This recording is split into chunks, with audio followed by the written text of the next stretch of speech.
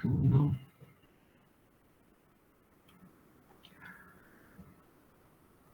Ok, aquí está.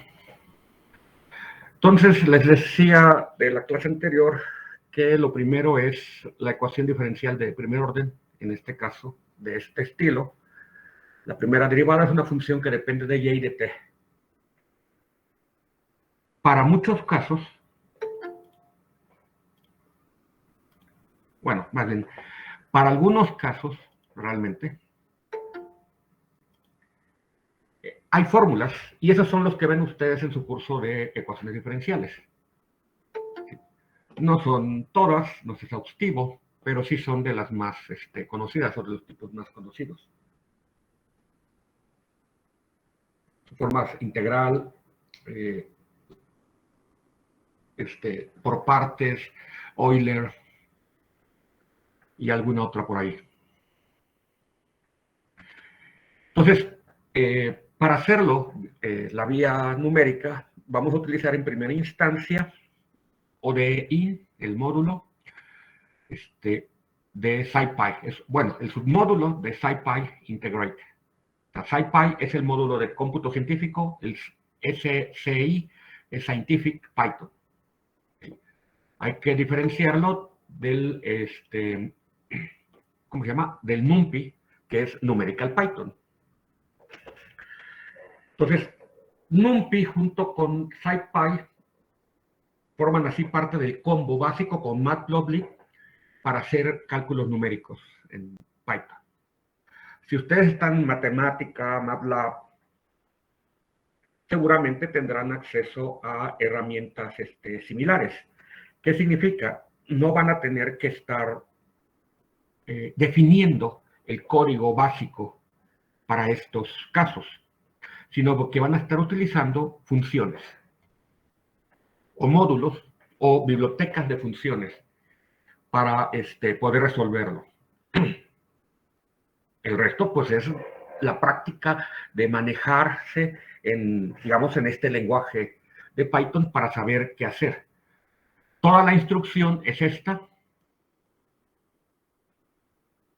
Llamamos el ODE-IN de la función f, que es la que vamos a integrar, con el valor inicial y0 y con TDS como mis valores temporales. Ahora bien, algo que yo les había comentado, pues es que los valores temporales están discretizados.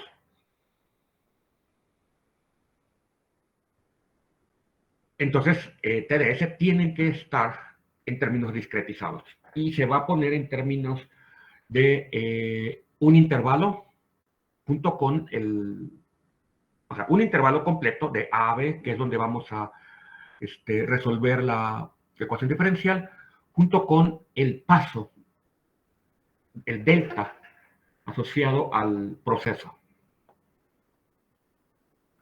¿Ok?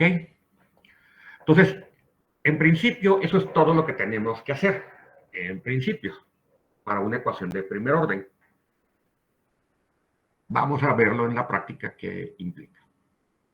Entonces, punto número 1, aquí lo que estamos haciendo es llamar la biblioteca que vamos a estar utilizando. Ojo, en los lenguajes de programación, Fortran, C, C++, Python, R y otros, usualmente están definidos vía un conjunto muy básico, esencialmente, de instrucciones. Queremos nosotros manejar alguna biblioteca, no es librería, ojo, biblioteca de funciones, porque es donde se almacenan esos programas, las funciones que vamos a estar utilizando. Librería es donde se venden los libros. Entonces, en inglés es library, sí, pero library, la traducción al español es biblioteca, no bookstore, que sería la librería. Entonces, tenemos un montonal de bibliotecas de funciones para hacer un montonal de cosas. De diferente índole. algebraicas, numéricas, de muchos tipos. De dibujo, por ejemplo. Aunque no lo crean, ustedes con Fortran pueden hacer también gráficas y otras monerías de ese estilo. Pero usualmente sus capacidades son muy limitadas y muy complicadas de ser utilizadas. Digo, comparado con lo que es usarlo directamente con GNUplot, que ya no es un lenguaje de programación, sino es un programa aparte, independiente. O utilizar Origin. O sea, ustedes con Origin o con GNUplot pueden hacer gráficas impresionantes en términos de lo que pueden meter a la gráfica. Y de maneras, pues, no tan complicadas como sería hacerlo en otros lenguajes.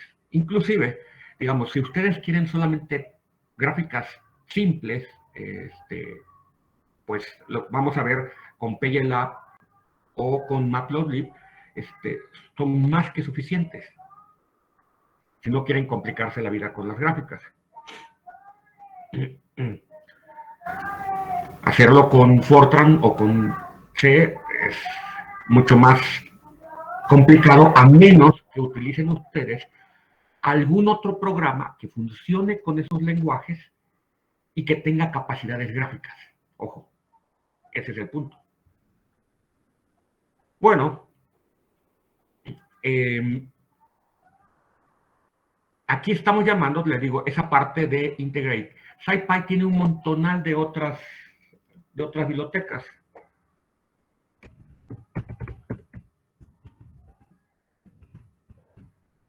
¿Cómo, ¿cómo lo vemos? Luego, si quiero saber más de cómo utilizarlo, pues tengo que preguntar en el sitio oficial de la documentación y echarme una mirada en la guía del desarrollo o en el manual de manera rápida. ¿Okay? ¿Tiene mucha información? Sí, tiene mucha información, pero si ustedes están buscando alguna operación en particular, pues van a irse a buscar esa parte de la documentación, no todo exactamente de la documentación. Y esto ocurre con cualquier programa con el que quieran ustedes trabajar. Muchas veces cuando trabajan con algún profesor, pues el profesor les da los comandos básicos esenciales para desarrollar lo que ustedes tienen, o algún documento ya más simplificado que el manual entero para poder entrarle. Sí, también pueden preguntar en San Google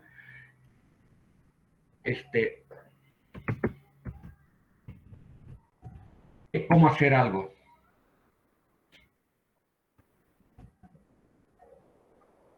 Ejemplo,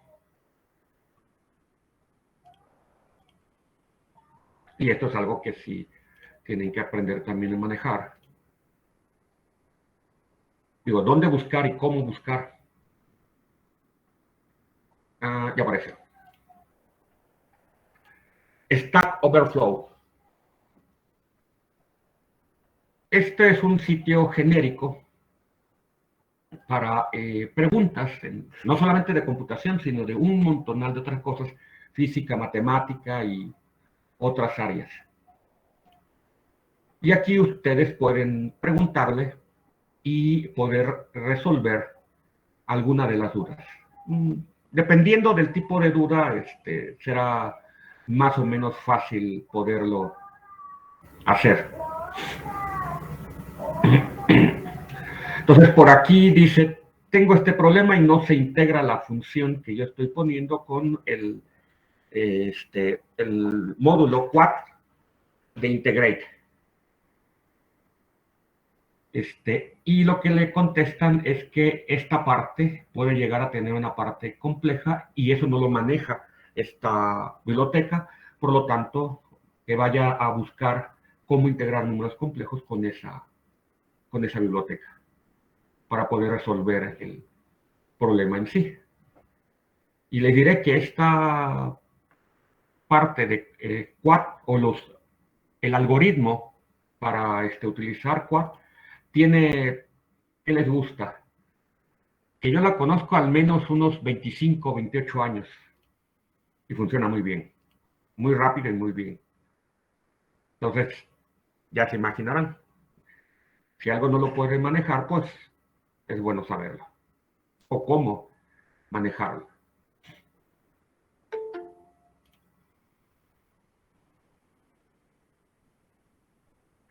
Muy bien. Entonces, esta es la manera de SciPy Integrate Import o de IN. Esta es más bien una de las maneras de cómo llamar módulos y bibliotecas de funciones. El uso de esta función es de esta manera. Les decía, donde f es la función que vamos a integrar, o sea, esta de aquí, y0 es el punto inicial y ts es la partición. Es un arreglo de NumPy, tiene que ser aquí en este caso un arreglo, ¿sí? O sea, un vector con ciertas propiedades que contienen los TI para los que queremos la solución. Donde el primer valor pues tiene que corresponder con el Y0. Ok. YS es la salida del arreglo, un valor de YS para cada una de las cuestiones. Para cada uno de los valores T de sub S, TS que tenemos. Ahora bien, Python tiene sus pros y tiene sus contras como todo en el cómputo y en la vida. ¿Qué significa? Si ustedes tratan de trabajar en C o en Fortran, que son los más usuales en la parte de física, o eran los más usuales en la parte de física, y no definen todas las variables que van a utilizar, puede pasar dos cosas. Una, que el sistema chille y no los deje utilizar. O sea, que aborte el programa, el compilador que estén ustedes utilizando. Ahora, esto no es genérico, depende del compilador. Hay muchos compiladores para Fortran y para C. Algunos libres, otros comerciales.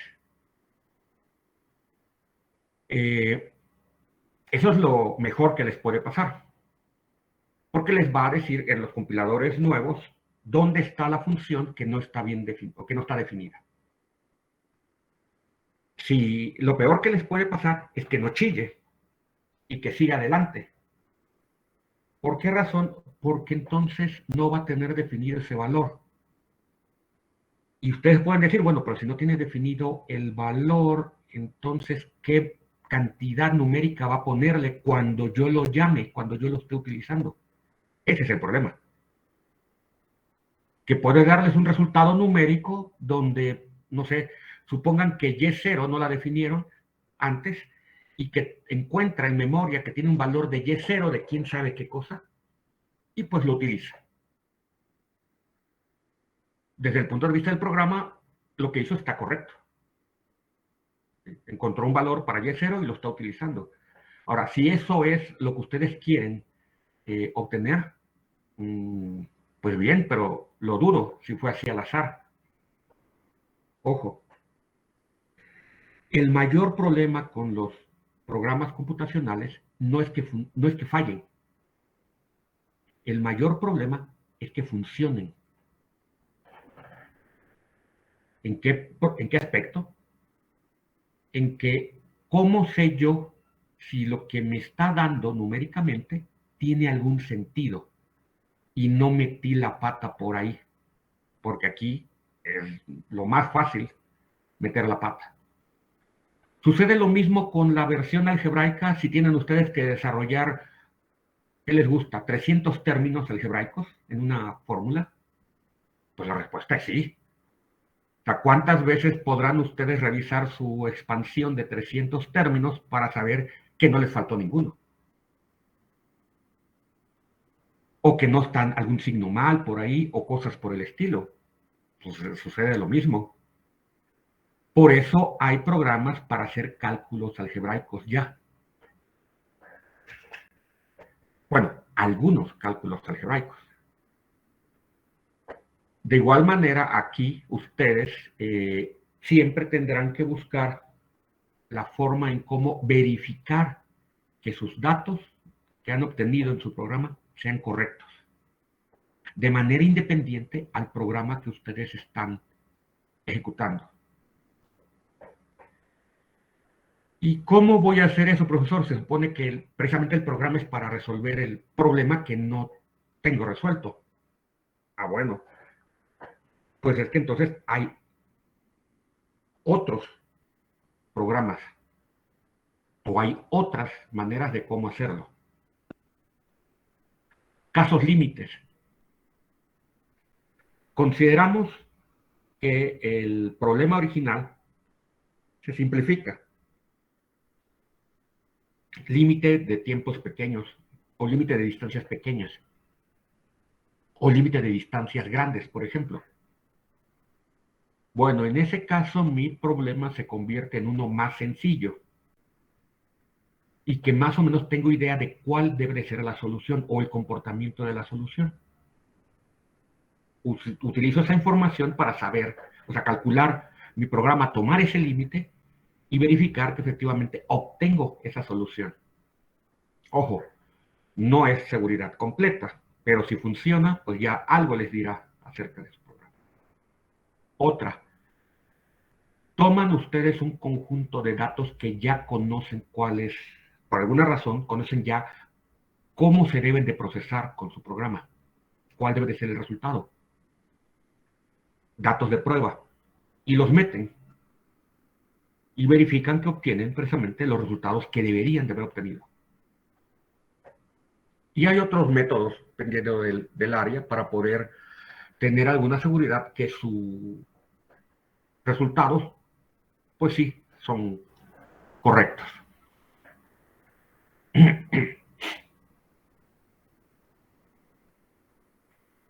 Ejemplo 1. Solución de 0 a t igual a 2 de dy sobre dt es esta ecuación. Es un decaimiento exponencial con un valor inicial de 17. Esta es la otra forma de cómo jalar, cómo llamar una biblioteca en Python. Una es esta, de este módulo, traer esta parte nada más. Aquí en esta otra, import numpy as np, estamos trayendo a memoria todo lo de numpy. ¿Qué diferencia hay?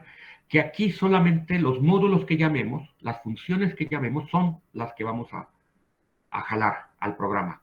Aquí estamos jalando todo. Cuando conviene una y cuando conviene la otra, pues va a depender de qué es lo que estemos haciendo.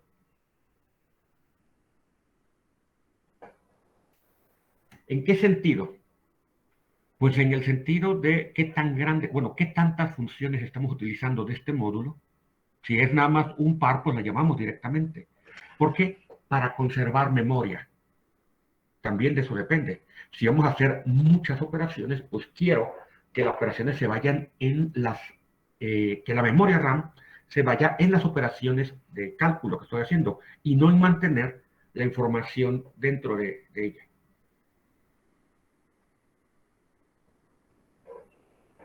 Definimos la función que vamos a integrar, que es una función de y de t. Aquí no tiene dependencia en t explícita y tenemos esto. Aquí le estamos diciendo, ojo, fíjense la indentación, la sangría que tiene. Para toda función debe estar definida así con la sangría. Return -2 por y. El por, acuérdense que es el asterisco es para especificar la multiplicación. Dos asteriscos para especificar potenciación.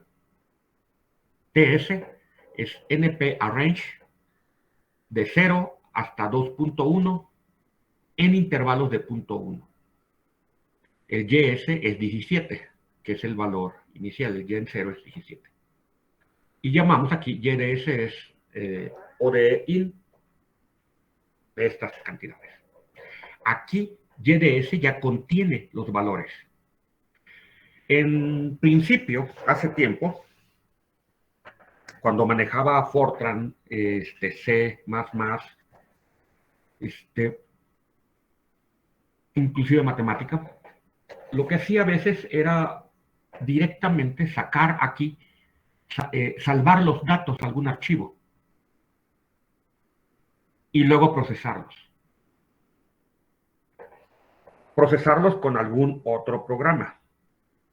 Entonces, diferenciaba entre el proceso de manipulación de valores, manipulación de números, y la graficación o la obtención de las gráficas.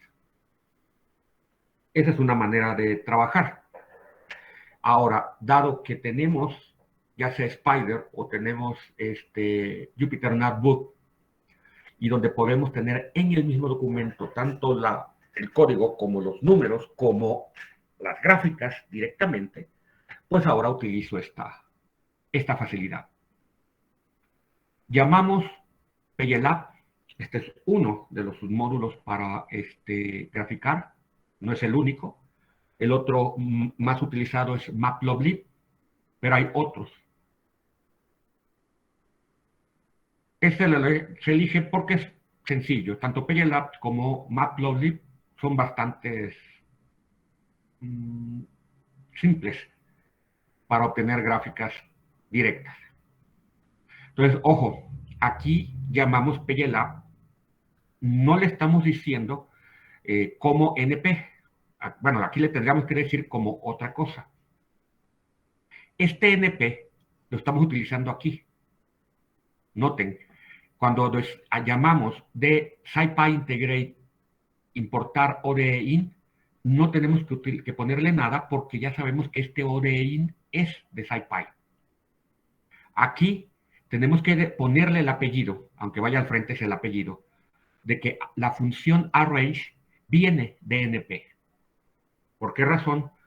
Bueno, porque Python es un lenguaje orientado a objetos, aun cuando nosotros no lo utilicemos así y lo utilicemos simplemente como una calculadora. Este hecho de programación orientada a objetos, para algunas cosas es muy buena y para otras cosas me complica la vida. ¿Dónde es bueno? Yo puedo tener varias funciones con el mismo nombre, utilizándola en el mismo programa. Obviamente hay un problema de incertidumbre cuando yo ponga nada más arrange sin nada. O sea, ¿cómo sabe el programa que va a utilizar, por ejemplo, supongan que SciPy Integrate contiene un arrange, ¿cómo sabe que va a utilizar esto o el otro? Pues la manera es decírselo. Fortran no lo tiene, no lo necesita, tienen que llamarlo ustedes explícitamente las funciones con la biblioteca. C++ sí es orientado a objeto y sí tiene o tienen que hacer este tipo de cosas también en C++. Aquí, cuando yo llamo import PGLab, como no le dije nada, ni llamé una función en particular o llamé todo, sino simplemente ten a disposición todo lo que hay. Entonces, tengo que decirle que el plot que voy a utilizar es de PGLab, así completo. Si yo aquí, en lugar de ponerle, o sea, le agrego un como PGL, entonces aquí nada más, en la parte de abajo, nada más tendría que ponerle el PGL.plot. ¿Okay? Esta es una característica de los lenguajes orientados a objetos. ¿Qué vamos a graficar? TDS, o sea, contra YDS, estos valores. Y le van a poner X en la entrada. Le estoy diciendo que cree un enrejado, que salve la figura a ODE-IN y que, ojo, que muestre el resultado. Si yo no le pongo este PGL-Chop, aquí en Matplotlib a veces muestra el resultado, a veces no. En la versión de consola, luego no la muestra si no le pongo esto. Lo hace, sí, pero lo mantiene en memoria y no lo manda a pantalla. Aquí tenemos la solución. O sea, utilizamos aquí la X como los puntos. Pondría puntos en lugar de la X como modificador. Ojo, ¿cuántos modificadores puedo tener aquí? Pues un montonal. Ahora sí que hay que irse al manual de PGLab Plot y ver en las opciones de graficación los diferentes tipos, o sea, colores, nombres, números, detalles, para tener una gráfica. Aquí, por ejemplo, el grid, pues les permite tener este enrejado que vemos aquí. Si no lo ponemos, pues no vamos a tener ese enrejado. El save fig es salvar la figura y aquí lo mandamos a un archivo PDF. Podemos mandarlos a un archivo JPG, sí, o a un PNG, sí, o a otras opciones, sí. Hay que decirle explícitamente qué queremos. Y aquí tenemos la gráfica.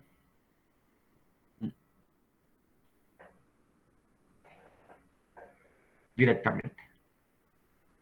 Muy bien. ¿Alguna pregunta hasta acá?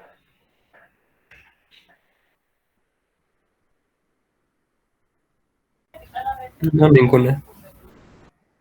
Muy bien. Yo espero que ustedes ahí tengan su máquina y estén haciendo lo mismo que viene acá para cualquier cosa que no funcione, lo podamos ver.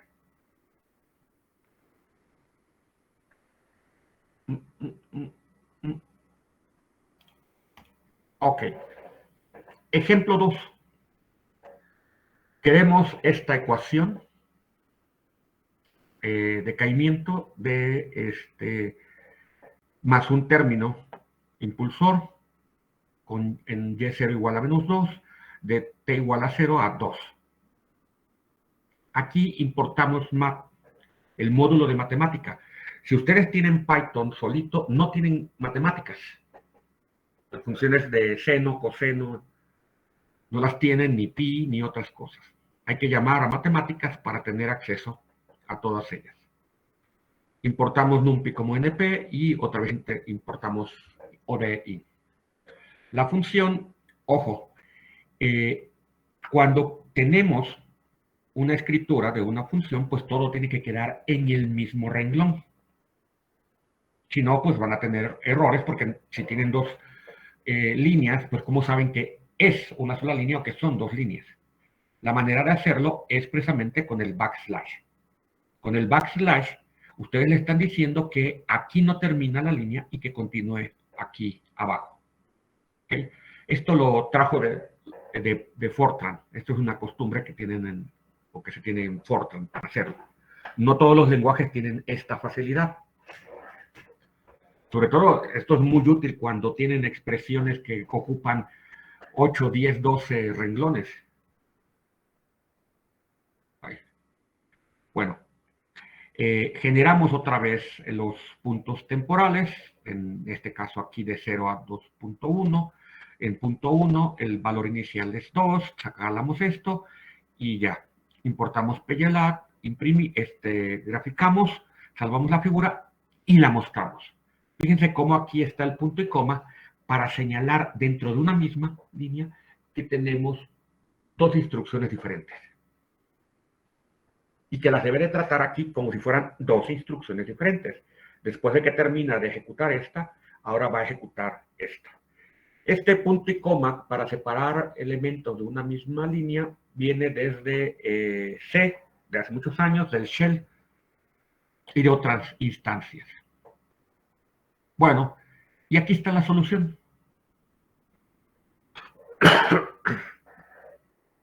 La solución va subiendo. ¿Por qué va subiendo? Esto les daría una curva descendente, un decaimiento.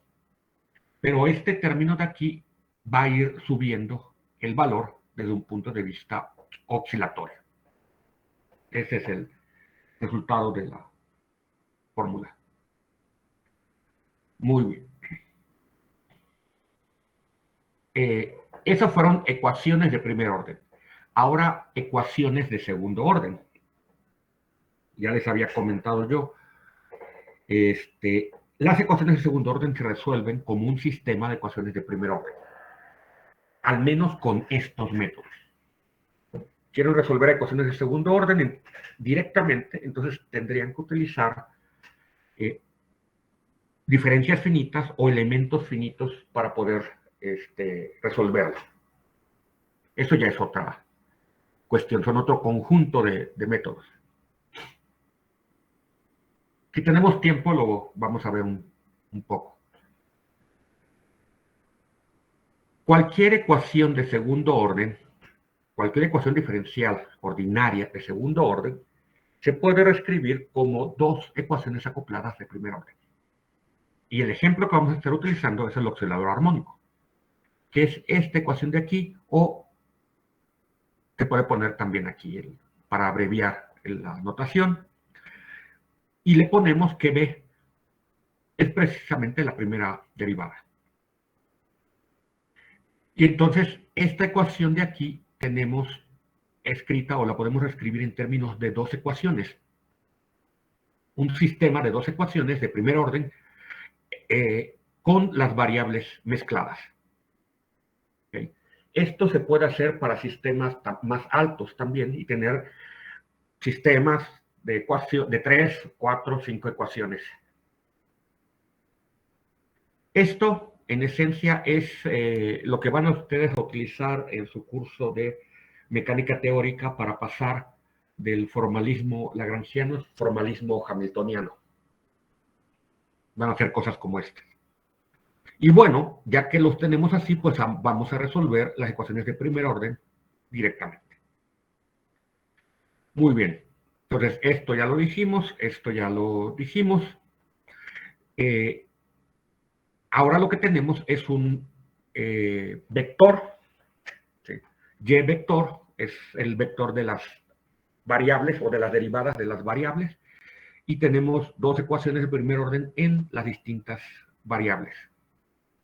Y que obviamente cada una de las ecuaciones puede depender de Y1 y Y2.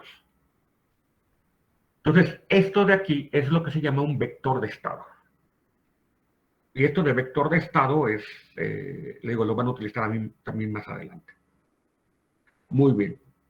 Entonces, para este empacamiento, Y es RB, F necesita regresarnos dr en dt y dB en dt. ODEIN nos da un vector de salida para cada elemento de entrada, lo cual significa que vamos a estar trabajando con una matriz. Y necesitamos precisamente las entradas o las salidas de R y B, que la matriz tiene. Solución de NumPy, jalamos array y arrange, jalamos la integral y tenemos esto. Ahora bien, fíjense de una cosa aquí. ¿Qué les parece este omega igual a 1 que se va a utilizar aquí para definir este término de aquí?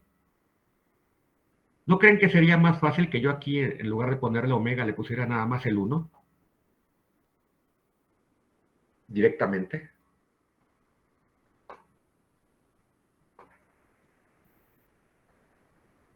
Pues sí, ¿no? ¿Y por qué creen que no lo pongamos así?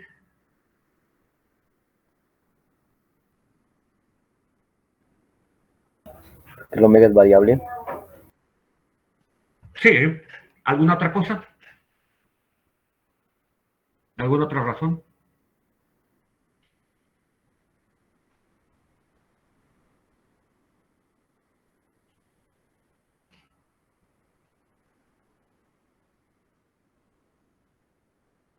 ¿Algo más que se les ocurra?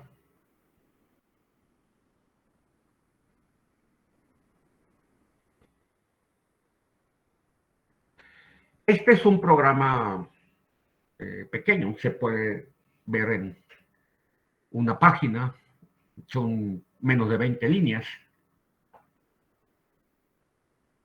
No creo que si tengan que hacer algún cambio, se equivoquen dónde va a ir el cambio, ¿verdad? El problema es que luego, cuando vayan a hacer la tesis, cuando vayan a hacer maestría y todo eso, pues van a tener que trabajar con programas de muchas líneas, muchas más líneas. Profesor, ¿y eso qué tiene que, o cómo impactaría el hecho de ponerle o no ponerle ahí la variable omega antes o después? El poner los valores numéricos directamente es lo que se llama hard coding o codificación dura. ¿Cuál es el problema?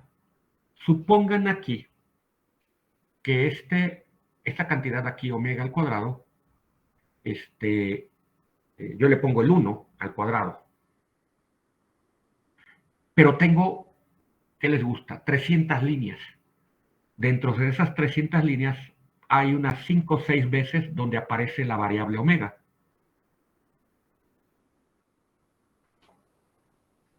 ¿Qué pasa si yo decido cambiar ese valor y por alguna razón y se me olvida en uno o dos de los puntos?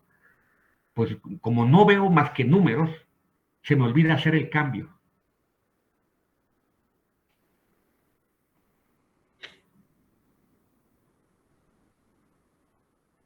¿Qué va a pasar con el resultado numérico?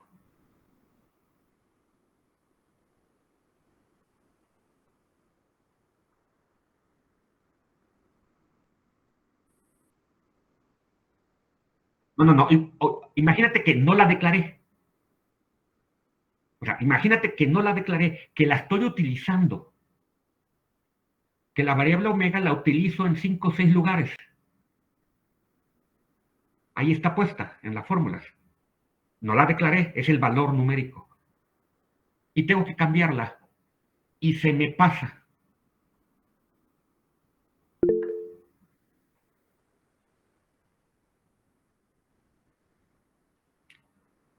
Es que esa es la parte buena. O sea, esa es la parte buena de declarar tus cantidades en términos de variables. Ahora, si se fijan aquí, las fórmulas están puestas casi como la escribiéramos a mano, ¿o no?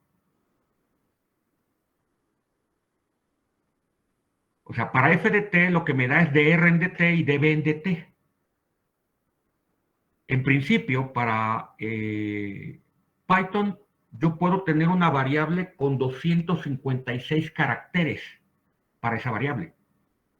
Digo, no es necesario que utilice todas, pero sí debo de utilizar, o es preferible completamente utilizar, es una buena práctica de programación, utilizar los nombres de las variables tal como las tengo escritas yo. Puedo poner la fórmula como A por B más C igual a D. Me voy a estar acordando que es A, B, C, D después. O voy a reconocer, si yo tengo la fórmula escrita en términos de mis variables físicas y lo comparo con mi programa, va a ser fácil que yo pueda reconocer qué es lo que estoy viendo. ¿Qué creen ustedes?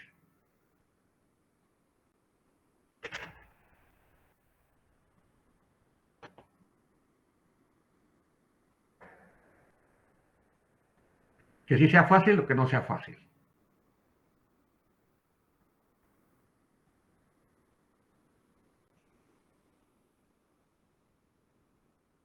Por eso les preguntaba de sus experiencias en la parte de programación.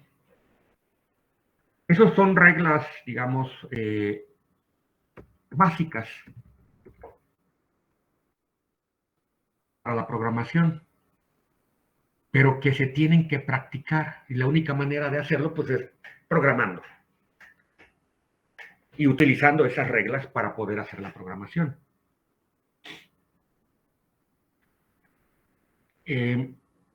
Cuando yo les decía, es que tienen que tener formas de saber que el programa está correcto. Imagínense esto, aquí, si el omega, en lugar de estar al cuadrado, se me olvida un asterisco y nada más está eh, un asterisco aquí por 2, significa la multiplicación, no la potencia. Y entonces este resultado me daría un factor de 2, no un factor de 1. Y eso va a cambiar mis resultados. El programa no me va a decir nada porque está correcto. La sintaxis de las expresiones es correcta desde el punto de vista del lenguaje. Eso es un error que cometí yo. Entonces, si por ahí, o al revés, tengo un por y se me olvida y le pongo 2 asteriscos, se me pasa, o en lugar de tener un más tengo un menos. Todo ese tipo de cosas son errores que el sistema no me va a advertir porque no son errores, o sea, del sistema, son errores míos. Si tengo una división entre 0, por ejemplo, al momento de que lo calcule, el programa seguramente me va a advertir. Si de pronto aquí, al momento que yo estoy poniendo el arreglo entre TDS y YDS, yo supongo que el tamaño de ambos arreglos es el mismo, para que a cada TDS corresponda un YDS.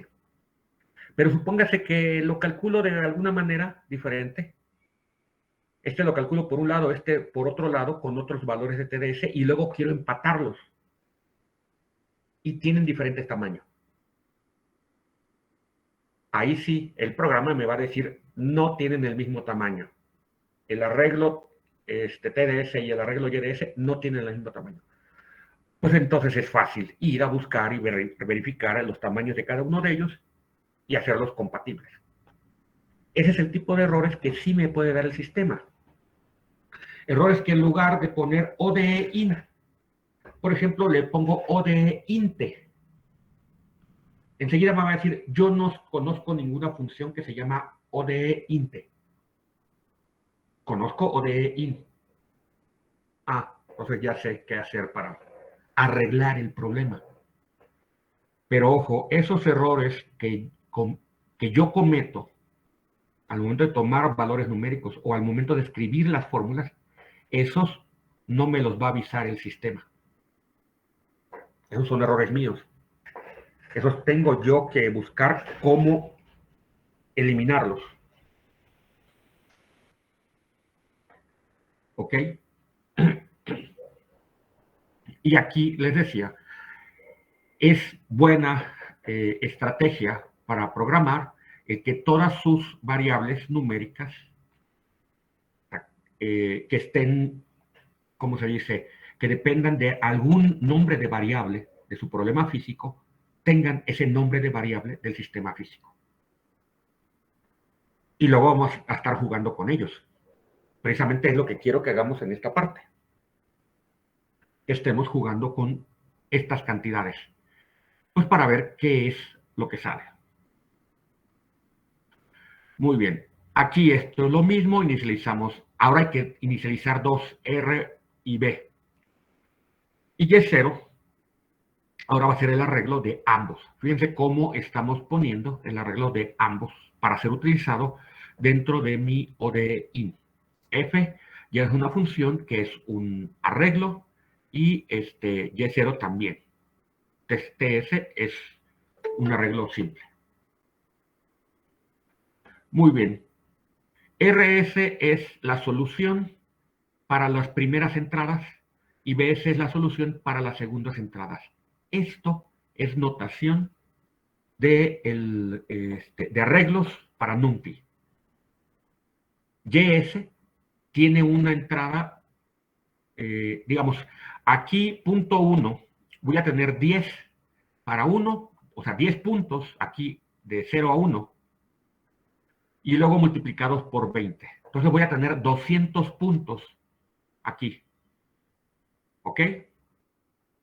Voy a tener 200 puntos donde voy a evaluar la función para la ecuación diferencial. Entonces aquí lo que me está diciendo es que los primeros 200 puntos se los asigne a RDS y los segundos 200 puntos a BDS. Esto lo tienen que ver porque lo van a estar utilizando para precisamente el manejo en otros casos. Bueno, solución no anotada. ¿Qué significa? ¿Cómo se le hizo para graficarlo? Aquí tenemos las dos fórmulas R y B de T en conjunto. Y como sabemos de este tipo de problemas, que es un oscilador armónico simple, la solución de R y de B están desfasadas en un factor de pi. Ok. ¿Alguna pregunta hasta acá? ¿Duda, comentario?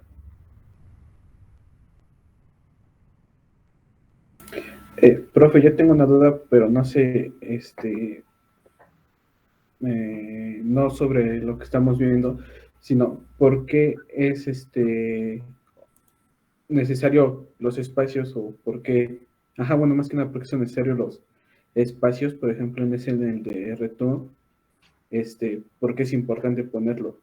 Porque hace ratito estaba copiando el código que teníamos aquí en la pantalla y, o sea, lo estaba escribiendo, pero no compilaba, me marcaba error y entonces lo fui a copiar de la página y ese sí lo compilaba. Pues es que tienes que ponerle el espacio, la indentación o sangría. Ahora, ¿por qué es importante? Pues porque es la manera en cómo Python está definido. En inglés hay acentos. ¿Por No, qué? porque no hacen falta. Porque así no está definido. En, en el francés, ¿saben cuántos acentos hay? Muchísimos. En el rumano hay más acentos todavía que en el francés. ¿Por qué es así? Pues porque así lo definieron, alguien lo definió y así es como se utiliza. Bueno, de igual manera, definición, la F, dos puntos, y tiene esto. En la estructura aquí de la sangría es lo que le dice que este es un bloque asociado con esta definición de una función. Si tú le quitas aquí los dos puntos o alguna de estas lo cambias la sangría hacia adentro o hacia afuera, te va a marcar un error. Y simplemente lo que te dice es la sintaxis no es correcta. La forma de escribirlo para Python no es correcta. ¿Por qué razón? Así se definió. Y créeme, si eso te parece complicado, lenguajes como C, como Java, incluso como Fortran, son más complicados. Fortran tienes que escribir siempre después de la quinta línea, de la sexta línea, de la sexta columna, perdón, del, de tu archivo. ¿Por qué razón? Pues porque antes Fortran, y antes me estoy refiriendo a hace 50 años, Fortran se programaba en tarjetas a mano. Y entonces las primeras entradas uno escribía la línea correspondiente a cada línea de código, el número asociado a cada línea de código. Y entonces tenía uno, bueno, la gente, a mí ya no me tocó, afortunadamente, pero todavía lo vi, de gente que andaba con su caja de zapatos llena de sus tarjetas para hacer compilaciones de programa en Fortran. Cuando la universidad tenía el centro de cálculo ahí en la 11, donde ahora está el megacable grande, ahí enfrente es el centro de cómputo, o era el centro de cómputo. Entonces, eso se ocupa en otros lenguajes también. Es parte de la sintaxis asociada al código. Entonces, ojo, lo que pasó es que seguramente lo copiaste de aquí, de la pantalla, y cuando lo trataste de pegar a tu documento, esto quedó pegado, ¿o no, Antonio? Sí. Entonces hay que corregirlo. O sea, ¿qué es lo que puedes hacer? Pues abrirle los espacios. Ahora, ojo, aquí la indentación no hay un valor definido. Yo puedo indentarlo con un solo espacio, pero usualmente se busca que sea algo visible. Yo lo hago usualmente a la tercera columna. Aquí lo están haciendo a la quinta columna para que coincida con el F. Ahí sí ya está abierto. Tú le puedes poner más espacio, o sea, si todo lo pones al mismo nivel, haz la prueba, si todo lo pones al mismo nivel, aunque sean 7 o 8 espacios, te va a compilar.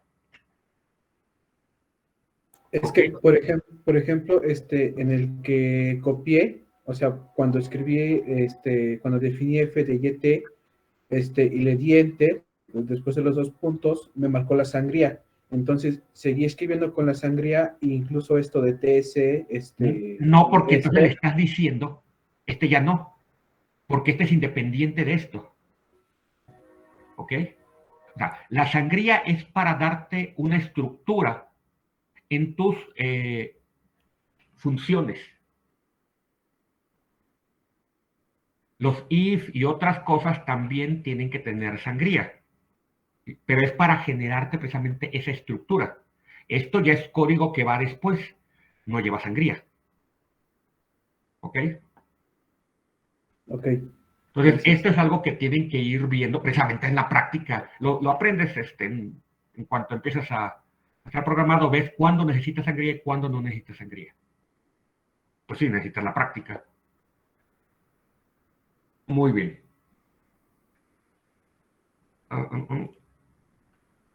Ah, ok. Y con esto terminaríamos, si no fuera, porque ahora vamos a hacerlo.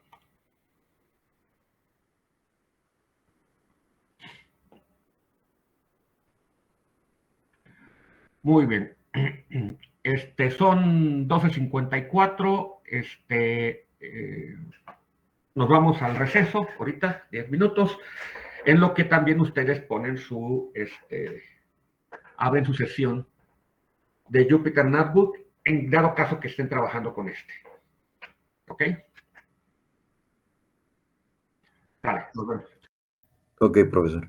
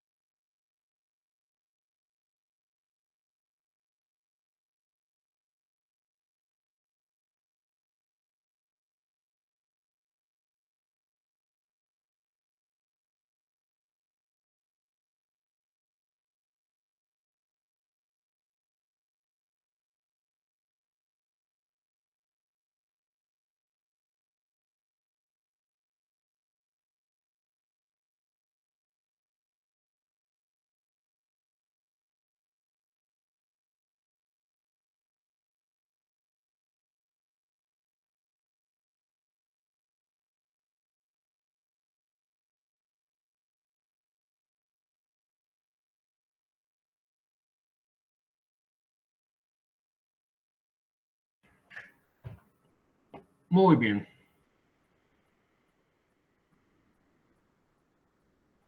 ¿Qué parte es de este código?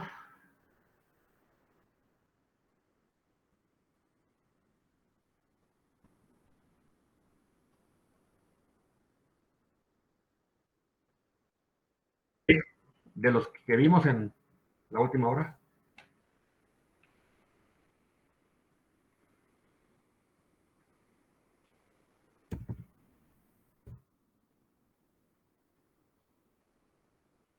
Vean, ¿qué ejercicio era? Creo que profesor. El segundo. Sí, ¿Y por qué no se ve así como está en pantalla?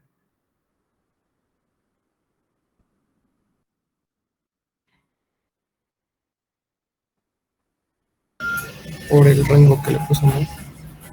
¿Y eso qué va a cambiar?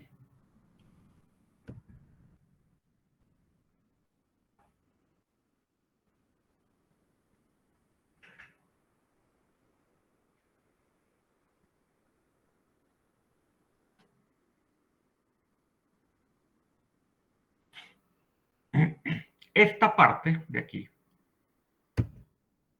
así como está de grueso, no se está viendo precisamente que tiene esta estructura. Aquí va de 0 a 12. Lo ponemos de 0 a 1200.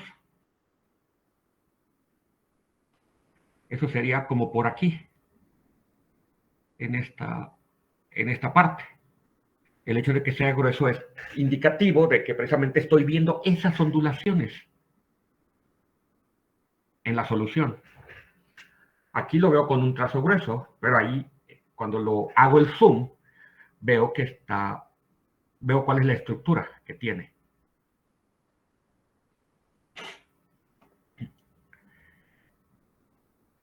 Esta parte de aquí está marcada con el valor del Y, que decae respecto a este término de seno.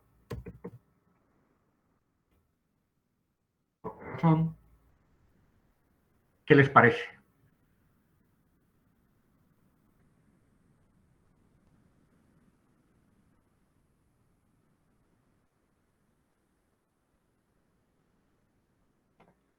Ahora, aquí yo en lugar de cambiarle el valor numérico, un número usualmente le llamamos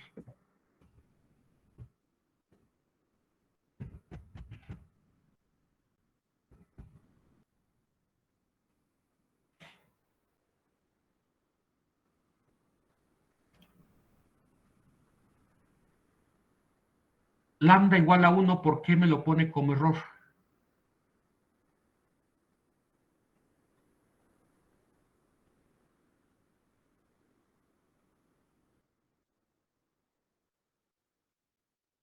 Sí,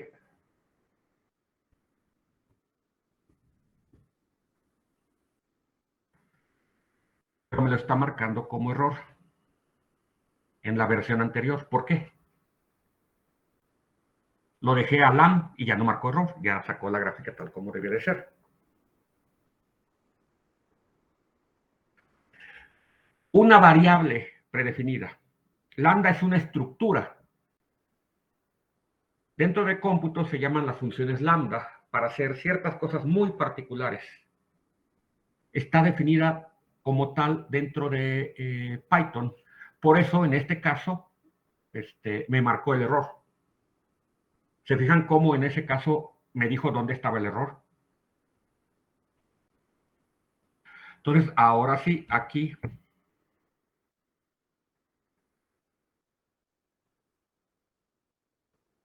hacemos los cambios. No, ¿en dónde estaba?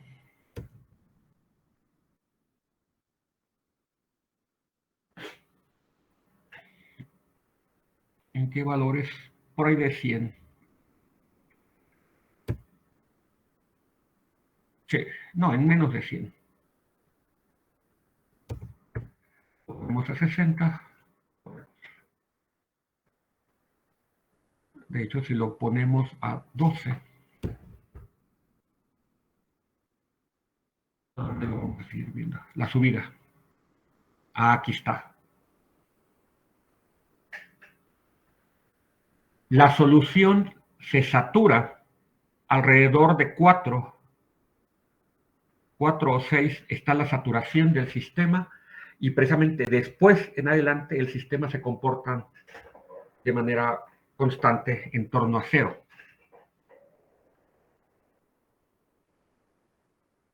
Esto es por el valor menos 2 que tengo yo aquí, de Y0. Si ponemos un valor 2, lo que tenemos es la misma gráfica, pero ahora invertida. Cuando les decía de hacer los experimentos numéricos, a esto era a lo que me refería. ¿Qué cambia? ¿Cómo se ve? ¿Qué podemos sacar de este experimento? Ahora, aquí yo no estoy viendo cuál es la figura que está salvando.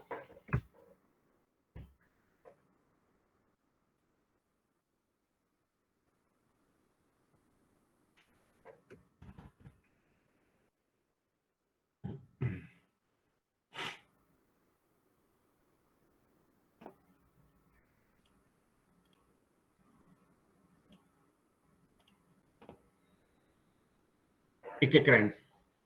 ¿Ya revisaron que sí lo salva?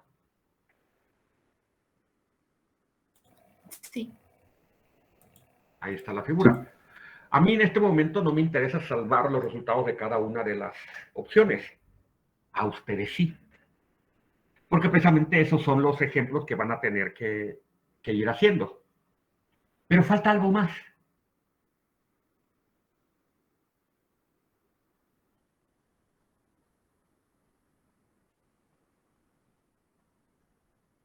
¿Qué es lo que falta?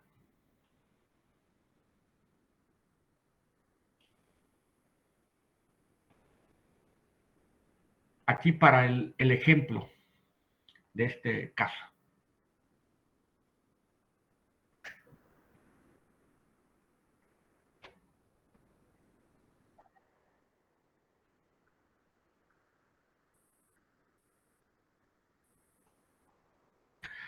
Más que el nombre de la gráfica, sí, los ejes.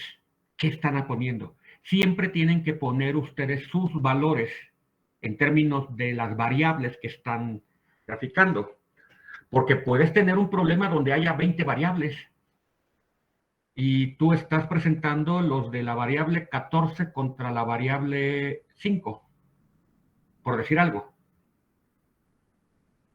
Otra vez, los profesores no somos adivinos. A lo mejor tú te acuerdas, pero créanme, después de estar haciendo una exploración de espacio de parámetros y que pasen un par de semanas y que tengan exámenes finales y que su novio, novia o lo que sea se hayan peleado con él, se van a acordar.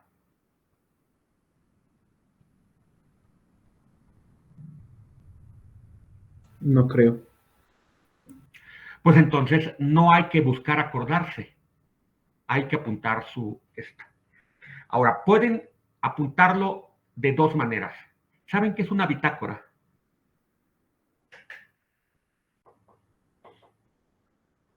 Una bitácora. Sí, Bueno, ¿qué es una bitácora? ir haciendo todas las anotaciones de todo lo que vamos haciendo detalladamente. Ok. Entonces, ustedes pueden hacer la bitácora anotando en el archivo directamente. ¿Cómo? Pues además de salvar la imagen, hay que ponerle, por ejemplo, el título, o sea, de las variables, y anotarlo aquí, por ejemplo, ¿con qué valores estamos obteniendo esto? ¿Cuál es la variable que hemos cambiado entre cada una de las gráficas?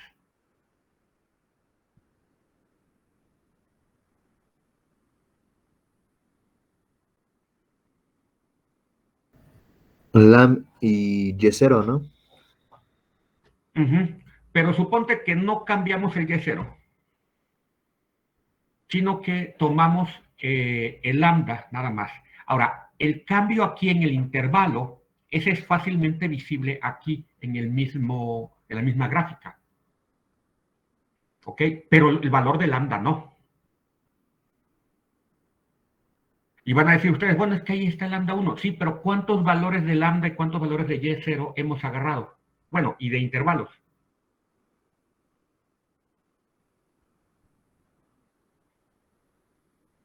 Tenemos varios, ¿verdad? Entonces, cada una de las gráficas tiene que ser autoleíble. ¿Qué significa? Que cuando ustedes los van a presentar, tienen que ponerle un pie de figura que diga precisamente eso. ¿Cuáles? Bueno, los intervalos, si no son obvios de su gráfica, y las condiciones bajo las cuales sacaron precisamente cada una de las gráficas. Pueden hacer, por ejemplo, fijo lambda, fijo el intervalo, y hago el cambio de y0. ¿Cuántos cambios? No sé, 5 o algo así, dependiendo de lo que yo quiera tomar. Y luego pongo las gráficas una detrás de otra precisamente para notar cómo van cambiando esas 5 gráficas. Pero eso, ¿cómo lo voy a hacer dentro de Python? ¿Qué creen? No lo necesitan hacer en Python, me refiero. ¿Se puede hacer? Sí. Tener todo el listado de las figuras en un solo. Pero como están aquí salvando las figuras, lo que pueden hacer es tener las figuras aquí y luego irlas pegando en un archivo de Word. Y irlas manipulando para que queden lo mejor alineadas dentro de su archivo de Word. ¿O no? Profe, una pregunta. Eso de ir guardando las figuras, exactamente dónde las voy guardando. Ah, es que aquí hay un pequeño problema.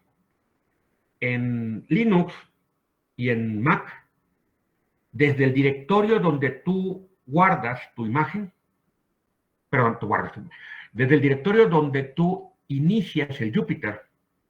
El Jupyter.notebook es un programa, yo lo lanzo en consola, y desde el directorio donde lo hice, ahí guarda todo, es su directorio raíz. ¿Ven esto que aparece aquí? Este es el directorio Okay. donde lo lancé. Tengo un archivo que se llama sin título, que le voy a cambiar el nombre después de la clase, y lo he salvado. Ahora, ojo, si ustedes lo salvan aquí con un título y luego no cambian el título, ¿qué va a pasar con su archivo? ¿Se va a sobreescribir? Se va a sobreescribir y lo van a perder. ¿Qué significa? Pues que tienen que ir cambiándole de nombre aquí para ir viendo. Y entonces, o hacen la anotación sobre su archivo, de alguna manera, o tienen su bitácora en algún archivo externo. ¿Qué podría ser este archivo externo? Por ejemplo, para un momento.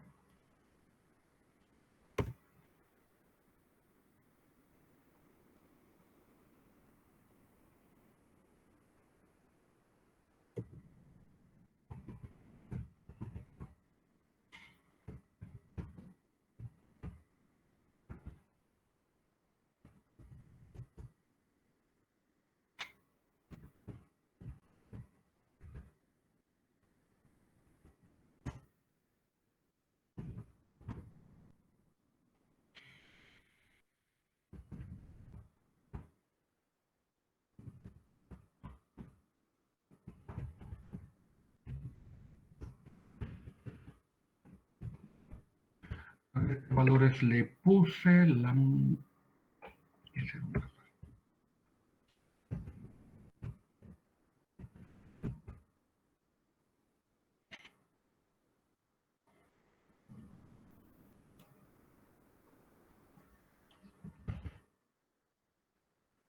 A ver, veamos.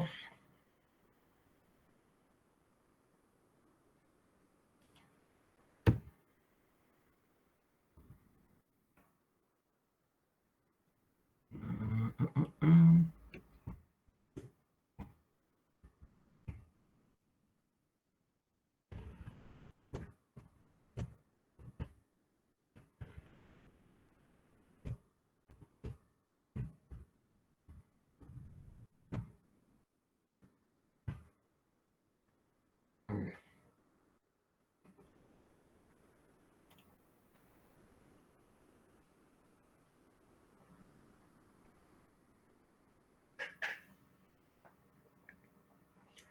La entrada que ven aquí es de la forma en particular que nombro los archivos para trabajar y para otras cosas. Tengo aproximadamente unos, dentro del trabajo, administración y todas las cosas, tengo más de 30,000 archivos de cursos, de etc, etc. Todo lo que se ha ido acumulando.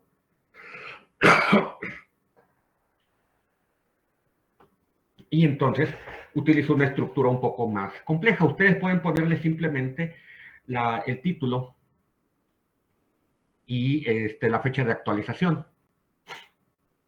Y con eso sería suficiente. Y es un archivo de texto. Simple y sencillo, lo pueden leer en cualquier lado. Y entonces aquí lo que dicen es el archivo 1, el 2 y el 3, cuáles son las características que tiene. Esto lo ocupo usualmente para, precisamente en el trabajo, ir definiendo, o sea, ir salvando mis datos para la bitácora. Créanme, ya me pasó un estudiante que llegó muy orgulloso que había terminado su exploración de datos para su tesis y llevaba como 50, 60 gráficas. Y cuando le digo, a ver, esta es la buena, ¿con qué datos lo sacaste? Y pues resulta que nunca lo apuntó de ninguna y entonces pues no sabía. Y se tuvo que regresar a volver a hacer todas, pero ahora sí apuntando las cosas para poder saber qué caso era el que estaba graficando ahí. Esto siempre lo tenemos que hacer, siempre tenemos que saber cuáles son las características de cada gráfica con la que, o de resultado, no solamente gráfica, características de resultados. Por ejemplo, archivos de datos. Aquí yo les dije, estamos salvando solamente las imágenes, pero pudiera yo salvar también el conjunto de datos. ¿Por qué razón? Pues porque aquí se fijaron cómo hubo un pequeño retraso cuando pasé de 2 a 1200 en el intervalo.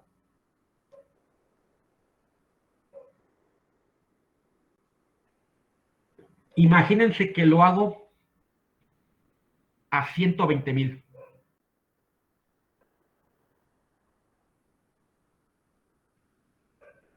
Quiero ver cómo se comporta el intervalo hasta 120,000. De 0 a 120,000 va a ser mi intervalo. Pero ahora voy a estar cambiando. A lo mejor el tiempo que necesite para hacer cada uno de los cálculos sea demasiado, o sea, para la gráfica, porque tiene que calcular primero antes de hacer la gráfica. Entonces, a lo mejor quisiera yo salvar los datos. ¿Por qué razón? Porque, ojo, una vez que yo saco una nueva gráfica, los datos que tenía en la memoria del sistema se van, se pierden. A menos que yo los salve explícitamente, el nuevo cálculo simplemente reescribe los valores. Aquí no importa, pero le digo, a lo mejor el cálculo es tan pesado que no van a querer que lo hagan de nuevo, de cero. Pueden hacer las gráficas más adelante y ahí sí conviene que separar entre la parte de manejo de datos y la parte de graficación de los datos.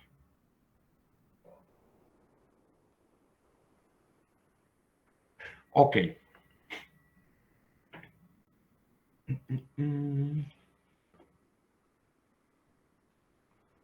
Eso es para este caso. Ahora veamos. Este es el otro caso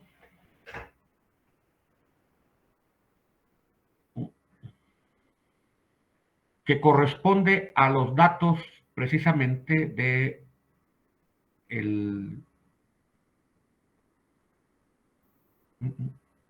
¿Dónde están? Ajá, acá, 20.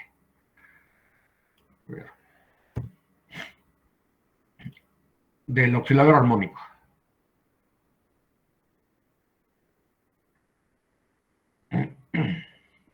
Este es el R, ajá, este es el B, y este es el espacio fase. Estoy graficando aquí R contra B. Excepto el valor de la masa, esto me da precisamente el valor del espacio fase. R contra B. O R contra P debería de ser. Donde P es el momento mecánico, es masa por velocidad. Bueno,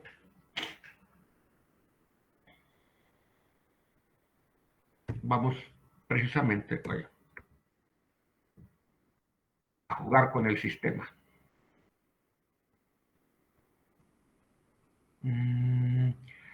Espérenme.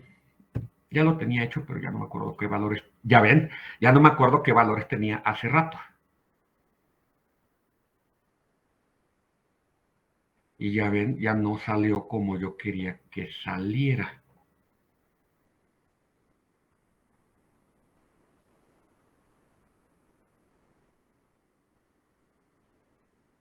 No salió como yo quería que saliera, pero sí que no apunté los datos hace rato de cómo iba a salir.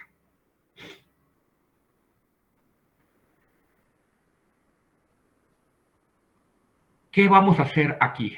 Bueno, ¿qué van a hacer ustedes de tarea?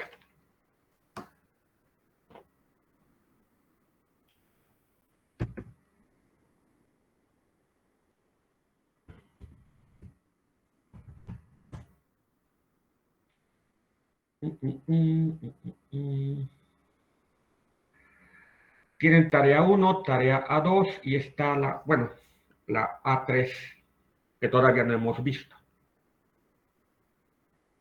Entonces, para empezar, van a utilizar el programa que aparece ahí en A3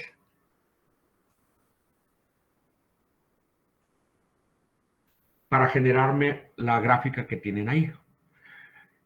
Para que se vayan familiarizando precisamente con Matplotlib y otros. Esas son datos de estrellas, son datos reales. ¿Ok? Ese es el punto número 1. Punto número 2. ¿Qué tanto puede cambiar y el resultado si ¿qué va a hacer omega?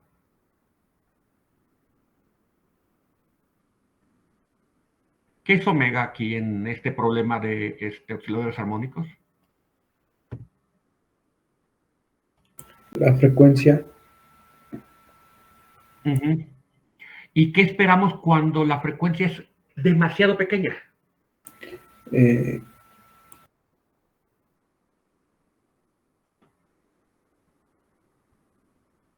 ¿Y qué pasa cuando la frecuencia es demasiado grande?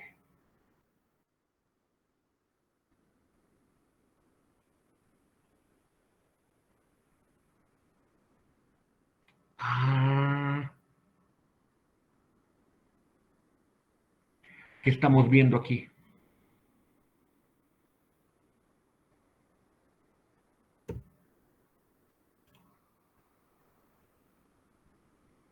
Aquí están las oscilaciones, solo que con esta frecuencia de 15 están tan pegadas en mi intervalo de 200 que se ven casi como si fueran un continuo, pero no, aquí es lo que demuestra que están separadas las oscilaciones. ¿Y esto que estamos viendo qué es?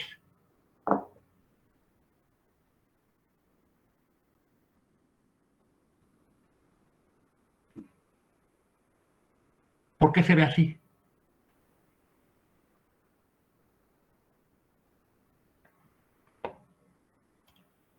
¿Se acuerdan de lo que habíamos dicho de la relación de energía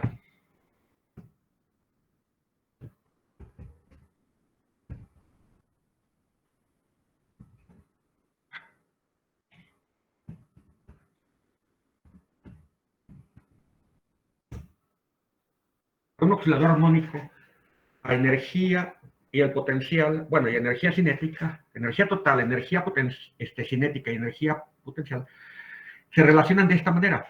Es igual a P al cuadrado sobre 2M más omega al cuadrado X cuadrada.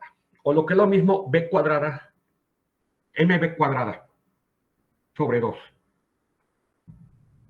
Ok. Gráficamente, en el espacio de X y P, esto o esta fórmula se va a ver como una elipse, que fue lo que ya hemos visto. Se ve como una elipse. ¿Qué pasa si la elipse se va reduciendo? ¿Qué implica?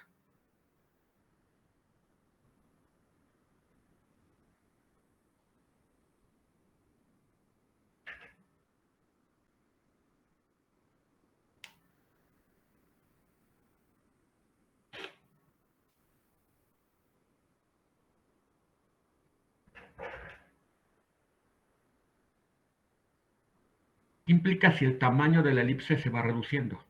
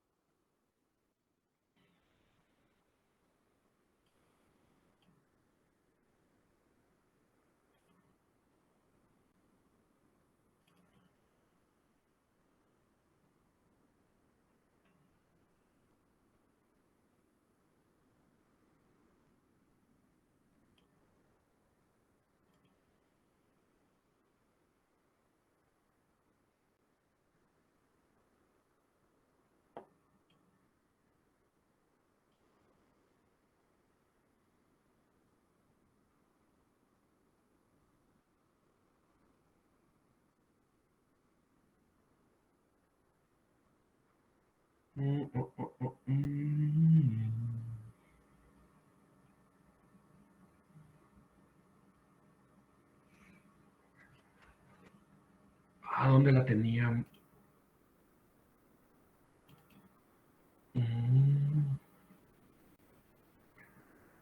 El Cleveland. No. Sistemas oscilatorios. No.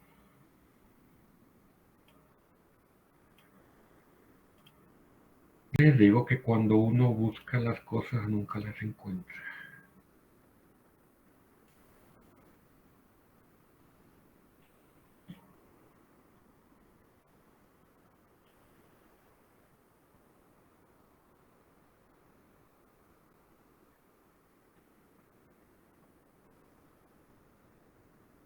En este caso estoy buscando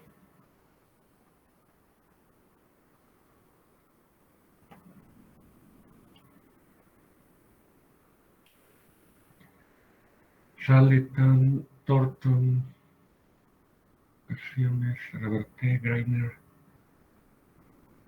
Dow, no, es el Marion, y según yo lo tenía.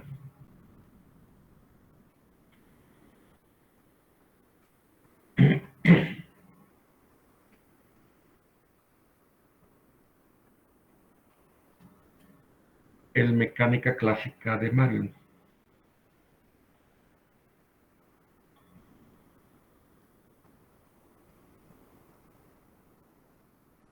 Y no está. Permítame un segundo.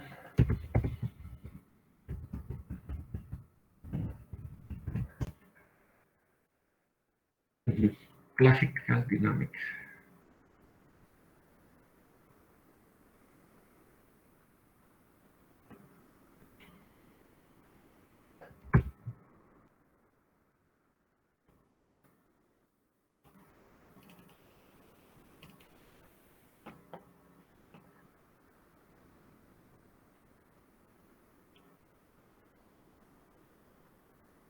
¿Y para qué lo necesitamos? Se me hace que no es este. Pues precisamente para ver los resultados teóricos de este sistema. En la parte de oscilaciones.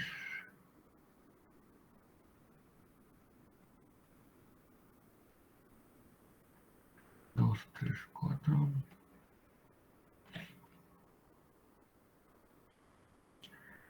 El capítulo 3, 59.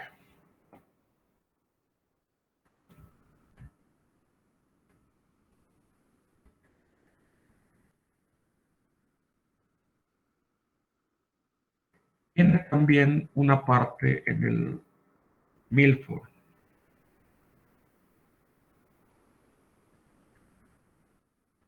A ver qué es este. Pero estas oscilaciones tienen mejor.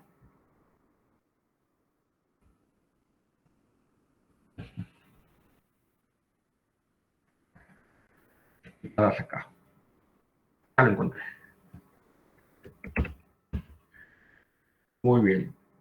Pues sí, para saber, o sea, podemos hacer el recuento numérico, perfecto, pero también tenemos que ligarlo con la parte teórica para saber qué es lo que estamos, o poder interpretar qué es lo que estamos haciendo.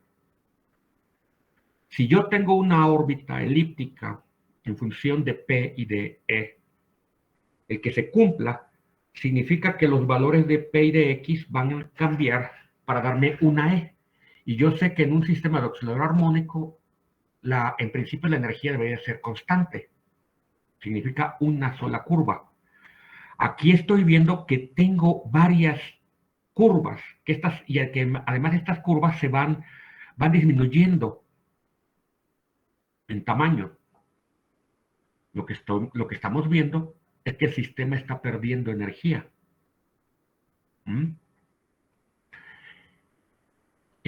Significa entonces que no puedo utilizar totalmente este código, o sea, de ODE in, para ciertos casos porque me va a ocasionar que la energía se pierda. Vamos a subir un poco más. Vean. ¿Cómo sabemos que este comportamiento realmente corresponde con pérdidas de energía? Si implementáramos el método de solución de Euler para las ecuaciones diferenciales, que es el más simple y sencillo, pudiéramos resolver este mismo problema con ese código. Sabemos que es un código no tan bueno, de hecho, para nada bueno, y observar que efectivamente cómo cambia el sistema. Y que da algo similar. Aun cuando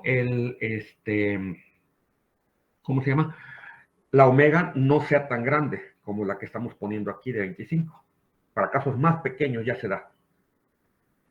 Y pudiéramos implementar algoritmos de Runge-Kutta para resolver este mismo problema. Y entonces ver que efectivamente sí se conserva. Sí se conserva la energía para ese caso.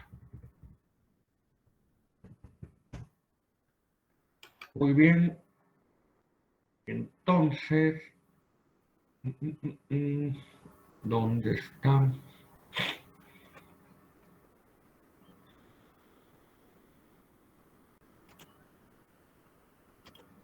Aquí está. Para el miércoles,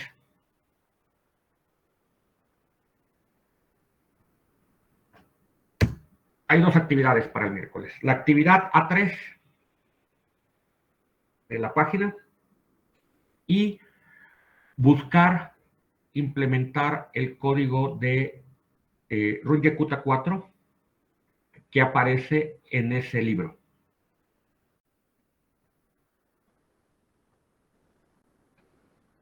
¿Ok? Si tienen o están trabajando con otro sistema que no sea Python, pues buscar el Runge-Kutta correspondiente a su sistema.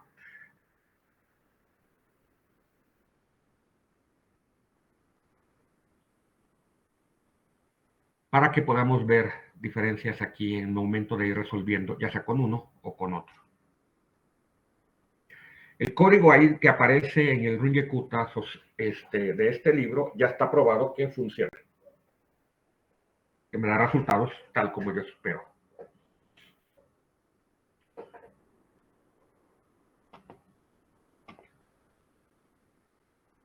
¿Ok?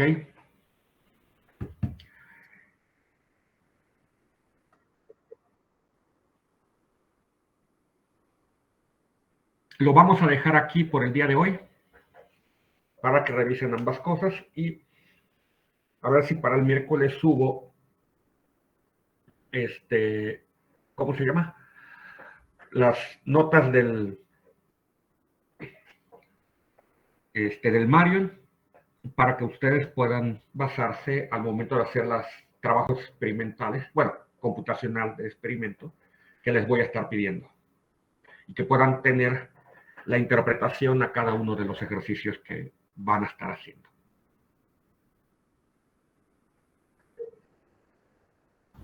Muy bien. ¿Alguna otra duda, pregunta?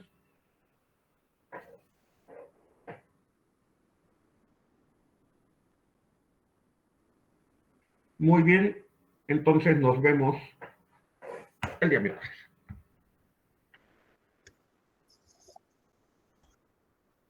Gracias, luego. hasta luego. Profe, hasta luego. Gracias. Hasta luego. Vale.